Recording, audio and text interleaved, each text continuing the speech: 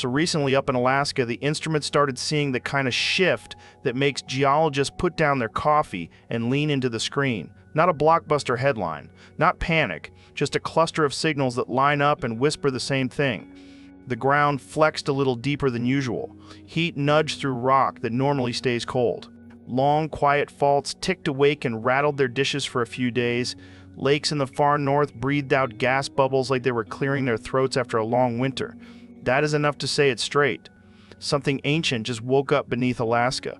And when Alaska moves, the whole north feels it. I want to take you there without the drama people bolt onto this stuff. Alaska is not just a postcard of mountains and bears. It is a crossroads where the Pacific Ocean shoves its plate under the continent and grinds the edge of North America into a chain of volcanoes and faults. Out west, the Aleutian Islands arc across the cold water like a stony spine. Each island is the tip of a volcano that lives off that collision. In the middle and south, you have great ranges built by 100 million years of pressure. Under the tundra, you have permafrost that has been frozen since mammoths walked across dry land where the Bering Strait is now. Under the permafrost, you have pockets of gas and ancient water and the remains of whole ecosystems that have been on pause for longer than all of recorded history. So when I say something woke up, I am talking about all of that taking a breath at once. The first sign most people never feel is the slow slip. Down deep where the Pacific Plate dives under Alaska, the rocks do not always break in a single snap. Sometimes they creep. A patch of the plate lets go quietly over days to weeks. Sensitive instruments hear it as a long, soft grind and a hiss of tremor rather than sharp quakes. When that happens, pressure redistributes along the whole edge. A fault that was one notch from moving hits the next notch. A volcano that was already simmering gets a little more melt fed into its base. A vent that was clogged finds a crack. The surface may only rise or fall by the thickness of a few coins, but at the scale of a mountain belt, that is a big signal. You add to that the second sign that belongs to the north alone, the thaw. Permafrost is supposed to be a locked vault of ice and soil. When the surface warms, the lid softens and the vault leaks. It releases water, it releases methane, it releases carbon dioxide. It sometimes releases things we only know from textbooks and museums. Bones with skin still on them. Seeds that can still sprout. Microbes that have not seen the sun since our species was figuring out fire. Alaska has pockets where the ground is puckered with thaw lakes. When the bottom of those lakes thaws and gas trapped in the soil escapes, it rises as long chains of bubbles.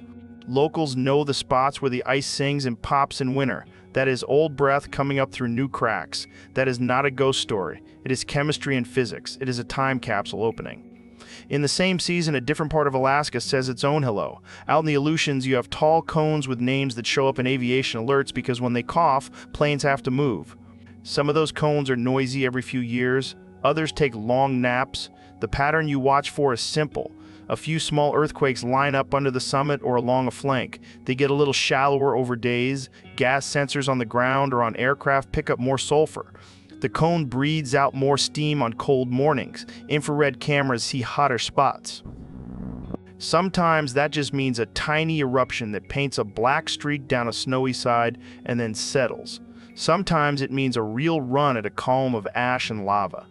When a few volcanoes along the chain all shift their breathing in the same season, the smart read is not panic, it is respect. The conveyor belt down there is feeding the whole arc. The feed bumped up. Then you look inland and the crust itself tells its story. Alaska has old scars that run for hundreds of miles. The Denali Fault is the kind of line you can point to on a map with nothing else on it and say, that matters. When stress loads up, those lines chatter with swarms of small quakes. You do not feel them in town unless you are right on top of a cluster. They tap, tap, tap like a drummer finding a groove. That tapping is rock rearranging its furniture to make room for pressure that came from below and from the side. When you catch that tapping in a few different belts at once, you have a region in motion.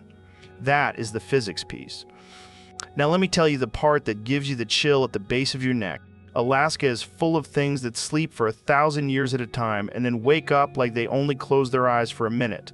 There are volcanoes that built their cones in a fury and then sat under snow while forests grew and fell on their flanks. There are valleys where the trees all lean the same way because the ground swelled once and never flattened again.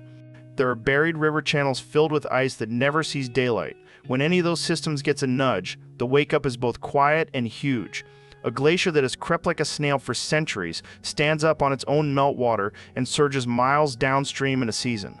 A slope above a fjord that has been waiting for a reason to let go finally slides and throws a wall of water down a bay that no weather report predicted. A hill over permafrost thaws unevenly, and the whole thing slumps into a new pond that starts feeding the cycle faster. It is the North reminding you that time runs at more than one speed.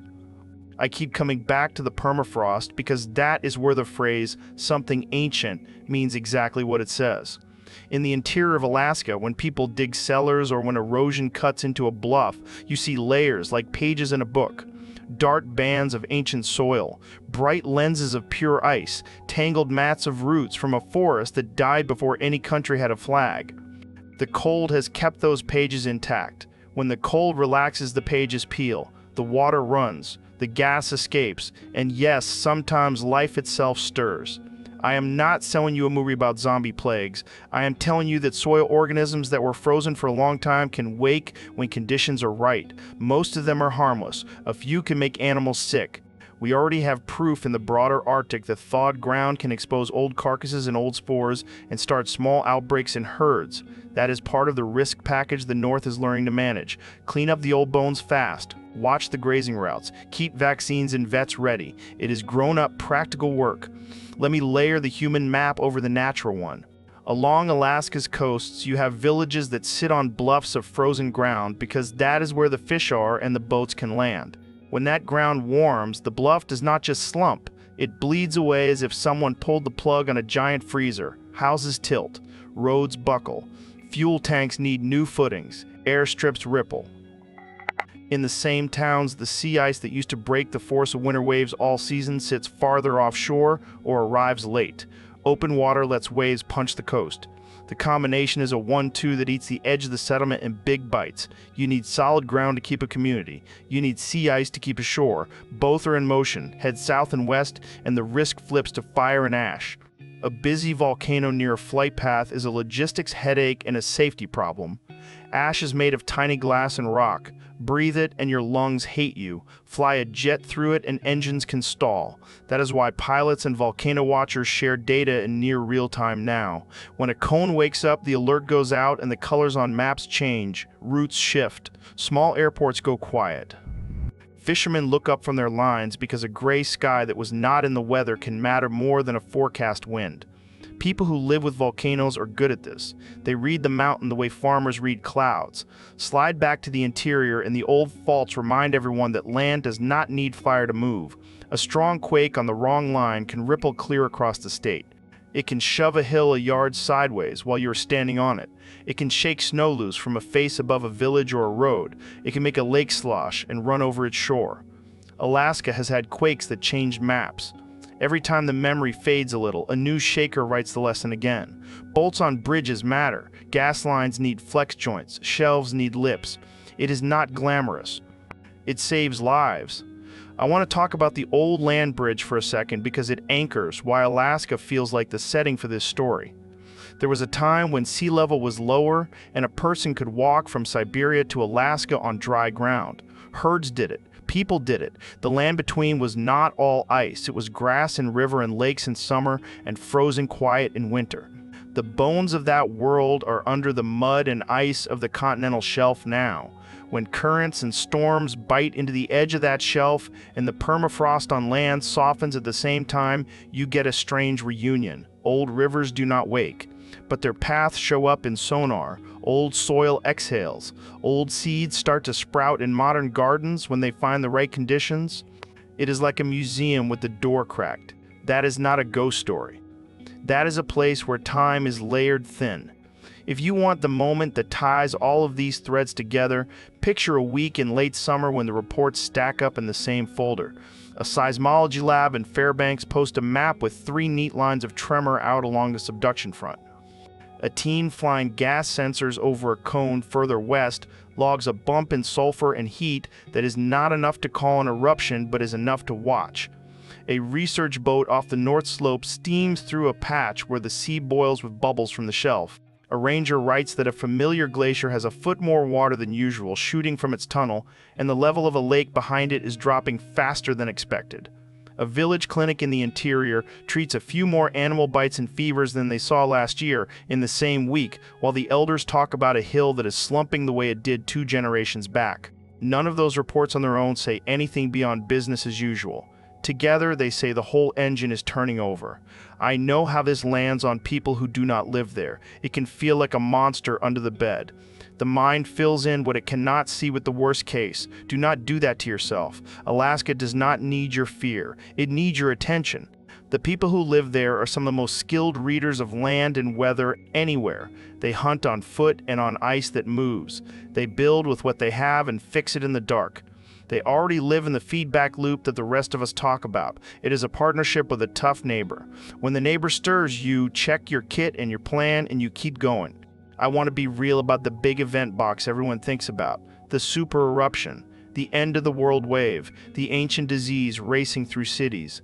Could any of that happen in Alaska? A giant eruption somewhere along the arc. A landslide-driven wave that ruins a coast. A thawed pathogen that hurts people. In geology and biology, you never say never. But if you are betting your life today, the smart money is on the medium-hard stuff that actually hits communities every year. A cone that sends ash into the flight lanes for a week and grounds towns. A winter storm that rides a warmer sea farther inland and eats a mile of coast. An inland quake that drops a few buildings and cuts roads when people need them most.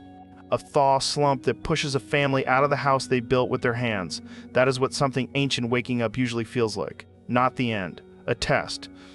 There is a piece of this that is new, the speed of information. 100 years ago, nobody in a village on the Yukon would know that a cone flared far out in the chain unless the ash made it to their snow. Today, a pilot posts a photo from 30,000 feet, and a scientist connects it to gas numbers and a satellite snaps a thermal image. Within an hour, the flight routes tweak. A fisherman checks his radio and changes course. A teacher in a coastal school runs a drill because the local landslide risk bumped up when the hill got soaked. The network is the superpower. It makes the wake-up feel less like a jump scare and more like a weather report you can act on. Let me give you the texture of a day there when the underfoot world is moving. A guide waits before dawn in a lodge along a river. The air smells like wet moss and wood smoke. His phone buzzes with a note from a friend on the coast that a small swarm rolled under one of the cones they watch. He shrugs. It happens. He checks the river cam anyway because rain on thawing banks can turn a clean channel into chocolate milk in a day. He has a couple from out of state who came to see salmon runs and bears. He wants them to have a good day and come home safely. By noon, he is teaching them to listen for a soft rumble that means a bit of bank gave way upstream. In the afternoon, a cloud builds that is not quite weather. It is a small gas and ash puff from a vent no one had bothered to name. It drifts and disappears. They catch fish. They see a bear. At night, the guide talks to his cousin who works maintenance at a small airport. They both laugh about the way the Earth sets the schedule. They both sleep easy because they have batteries and clean water at home and a plan if the river eats the road. Switch to winter and the tone changes. A family in a village on the coast checks the sea ice from their kitchen. Thin this week. Later and thinner than when their parents were that age. They still go out because food is food and tradition is tradition. They go with ropes and radios and they mark the old cracks that opened again. They also keep a notebook of which slabs moved on which days. If the slope above the bay groans, they come in. If the wind shifts and stacks water into the bay, they move their gear. People who live with a living edge are a different kind of scientist. They just do not use that word. Go back underground now because I want to feed your curiosity with what the deeper machine looks like. Under the chain of islands, the ocean plate dives and begins to give up the water locked in its minerals. That water lowers the melting point of the mantle above. The mantle begins to melt into basaltic magmas that rise like slow balloons. Some of that melt makes it to the surface and builds islands. Some of it stalls in the crust and cools slowly into rock that never erupts. Some of it remelts older crust and turns sticky and light and feeds explosive volcanoes. The rhythm of earthquakes out there maps the angle and speed of the dive. The chemistry of gases and rocks maps the proportions being cooked. You can stand on an island with foxes and seabirds and see a cliff where black fresh rock sits on top of older red and gray layers, and you are literally looking at chapters in the story of a plate disappearing into the earth and turning into sky. Under the tundra, the physics is different, but just as cool.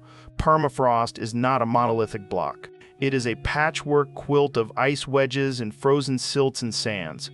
In winter, it locks hard. In summer, the top active layer thaws a little and then refreezes. When the balance shifts to a longer thaw, the wedges soften and drain. The ground sags and opens polygonal patterns you can see from the air. Small lakes form in the lows. If those lakes are deep and dark, they absorb sun and speed their own thaw. Bubbles find the quickest path up. A person with a drill and a sensor can tell you what kind of gas is coming and how old it might be. And that gas is not trivial. Methane traps heat far more strongly than carbon dioxide in the short run. A landscape that flips from frozen pantry to leaky sponge changes the math for the atmosphere. Alaska is not the only place this is happening, but it is one of the biggest and most visible. Now I am going to say a thing a lot of people do not expect from me when we get into subjects like this. Hope fits here. Not because the planet will hear our podcast and calm down. The Earth is going to do what it does. Hope fits because the people who live there are already doing the work that the rest of us only talk about. They are moving villages with the help of engineers and elders when the coast says move. They are mapping landslide risks with drones. They are teaching kids both the old way and the new way to read ice and snow and sky. They are investing in stronger runways and fuel tanks. They are building systems to catch and burn methane where it comes up in useful places. They are sampling water and fish to know what new microbes are really doing instead of guessing. They are doing it with less money and more grit than most cities could muster. When something old wakes up under your feet, you either get good or you leave. They get good. I can hear somebody saying, "Oh, but give me the clean answer." Is there a single thing that woke up? A name, a date, a headline? I get it. Our brains love single causes. Alaska does not give you that. The honest version is a stack. A slow slip out on the subduction front. A few cones in the chain taking a deeper breath. A set of old faults tapping. A season of strong thaw in the interior that opened new pathways for gas and water. Those together made a sound loud enough in the instruments that the people who listened for a living all looked up at once. That is a wake-up call in a place defined by big, slow cycles. If you live far away, the move is not to panic scroll. The move is to make a promise to yourself that you will treat these stories like weather reports for the planet you live on. You keep a mental kit the same way you keep a real kit. Understand what subduction does. Understand what permafrost is. Understand that a swarm of small quakes under a volcano usually means the mountain is rearranging furniture and sometimes means more. Understand that thawed ground is not just mud. It is a library card to the past and a lever on the future.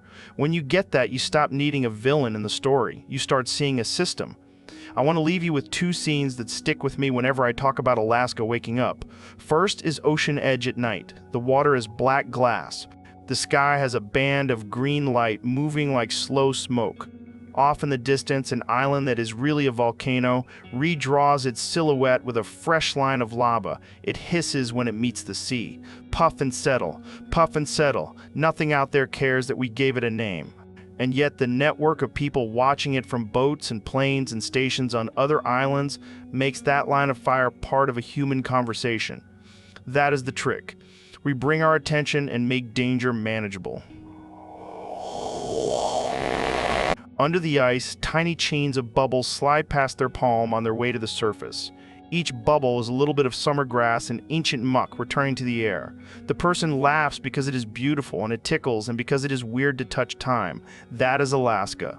A place where the deep past does not stay buried if the ground decides it does not want to hold it anymore. So yes, something ancient just woke up beneath Alaska. It is the subduction engine clearing its throat.